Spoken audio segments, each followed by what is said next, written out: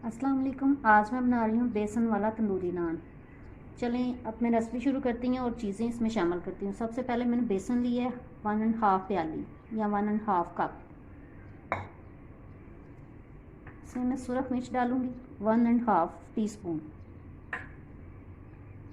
कुटी हुई मिर्चें 1/2 टीस्पून, हल्दी हस्बे ज़रूरत,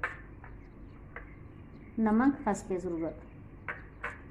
ये कुटा हुआ खुश्क धनिया है 1 टेबल स्पून,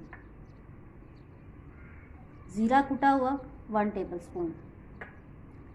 ये तंदूरी मसाला है, इसको मैंने 1/2 टीस्पून लिया है। सब्ज़ धनिया हस्बे ज़रूरत, पालक हस्बे ज़रूरत।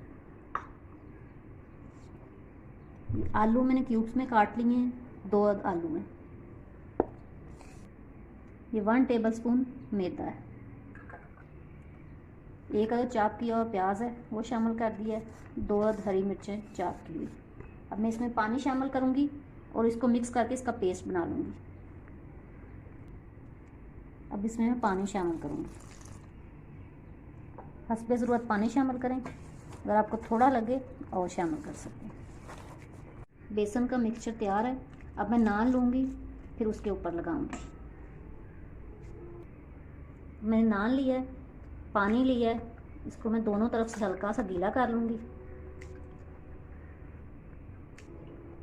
फिर इसके ऊपर मैं इस तरह बेसन लगाऊंगी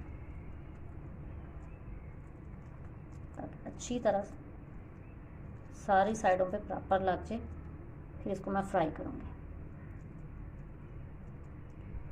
हस्बे ज़रूरत मैंने तलने के लिए ऑयल लिया है, इसको मैंने गरम कर लिया है। फ्लेम जो है मीडियम रखनी है। अब मैं इसको बिस्मिल्लाह इसमें डालूँ। फ्राई होते हुए आप ऑयल थोड़ी थोड़ी देर में ऊपर डालें ताकि पेस्ट अच्छी तरह चिपक जाए। जब साइड चेंज करते वक्त ये नीचे ना गिरे। अब मैं इसकी साइड चेंज कर दूँगी।